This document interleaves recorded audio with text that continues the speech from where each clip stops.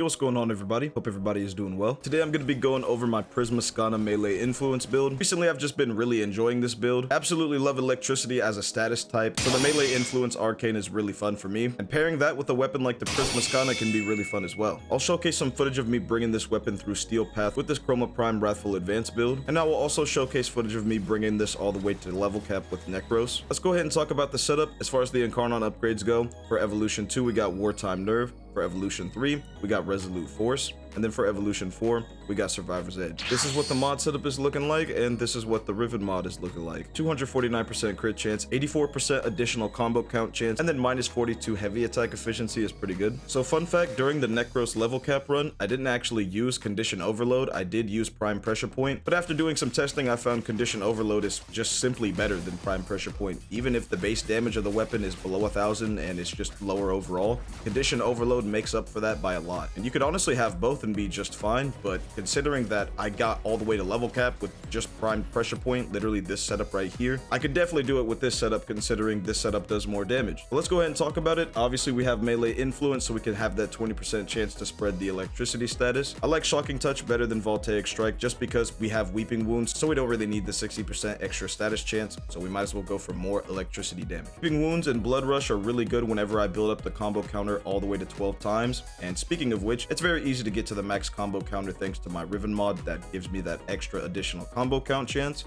and thanks to Quickening. When we combine these two mods, I have an additional combo count chance of 104.5%, and then pairing that with Berserker Fury means I'm going to be able to hit max on the combo counter in a few seconds at most. And for the last mod, we got Shattering Impact. Now you could argue you really don't need this mod. I can easily replace this with any mod in my fucking arsenal, to tell you the truth, but I actually really like this mod specifically for dealing with acolytes and specifically for warframes who need to armor strip, but at the very least it's still nice to have. And as you can see, I have 26 seconds of combo duration. That's actually thanks to the dexterity arcanes I have on my primary and secondary weapon. 15 extra seconds of combo duration just by having these two arcanes on is pretty nice. And then of course we also have Resolute Force for that extra 6 seconds. So yeah, before I load into a Steel Path mission, let me go ahead and talk about this footage of me going to level cap with Necros. One of my next videos is going to be me talking about my Necros Nullstar build. It's a very unorthodox and random type of Necros build in my opinion. For a warframe like Necros, having the Prisma Skana with Shattering Impact was actually super clutch just for killing those acolytes, because I can't strip their armor with Necros' Terrify. As the level started to increase, the Shattering Impact mod definitely started to shine a lot more. At the lower levels, it doesn't really matter because I can kill everything very fast anyway, but at the higher levels, it was definitely nice to have. It just made the process of killing the acolytes much faster, and during a Cascade level cap run where the whole goal is me trying not to die, it's pretty useful. But one thing I want to mention is the fact that I mainly used the Skana for killing acolytes specifically in this level cap run, so this time around we're going to go ahead and load up into another Steel Path mission and then just primarily focus on using the Skana. Load up this defense mission real quick, and we're going to find out how this build performs. Spoiler alert, I'm going to shit on all the enemies in this entire mission, and it's going to be light work as well. The problem is I don't actually have any energy like that because I am out of squad energy restores. Gonna have to fix that later on, but I never said I couldn't use my other weapons. I just said I'm primarily using the Skana.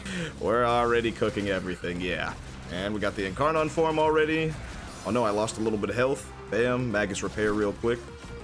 Get that health back. As you can see, ladies and gentlemen, I don't even have... Oh wait, hold on. I should probably activate Vex Armor. You know, stop bullshitting around. Heal myself real quick. There we go.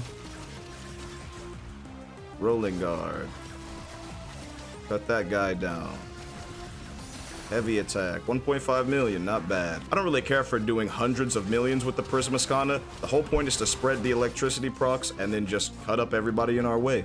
And as you can see, it does that very, very well. And now look at this. We pull out the Atomicycle, bam, go invisible real quick, and then I can just activate Wrathful Advance and cut up everybody as I please. And yeah, this is pretty much the name of the game with the build. Run around, hack and slash, and there it is. As you can see, spread all of that electricity. Right as I was saying it, that was perfect timing right there. And just like this, I can basically get all the way to level cap if I really just stay alive and focus on survivability, of course. But for something like a defense, this isn't really the best example because Chroma is not the best at defending the objective, of course. I'm just running around, you know, trying to kill the enemies. But you get my point. We're still cooking these enemies, no problem. And if we attack fast enough, they can't even fight back. I guess something like a survival would have been better for this, but I just wanted to showcase this in the Steel Path real quick with the Wrathful Advance Helmet ability because it really is a great combo. You get the guaranteed red crits, and for my build in particular, I'm building up the combo counter stupid fast, so spreading the electricity is not difficult at all. As long as there's some enemies around, 9 times out of 10, we're probably gonna... Whoa, okay, what the fuck? And yeah, I'm just gonna go ahead and call it there. That's gonna be it for this video. Let me know what you guys think of this build down in the comments. And if there's anything you would change or anything you would add, feel free to let me know as well. This type of build really works for me, going all the way to level cap with Necros. And to be able to say that is pretty nice, because I'm sure there's a lot of other people out there like myself who picked the Skana as their very first melee weapon. And even though this is the Prisma version and it's not the absolute, you know, OG, the Skana is still an OG weapon in itself. So being able to say that I went to level cap with it is pretty nice. That's gonna be it for me. Thanks for watching. Keep your head up, stay positive, and with all that being said, have a good one.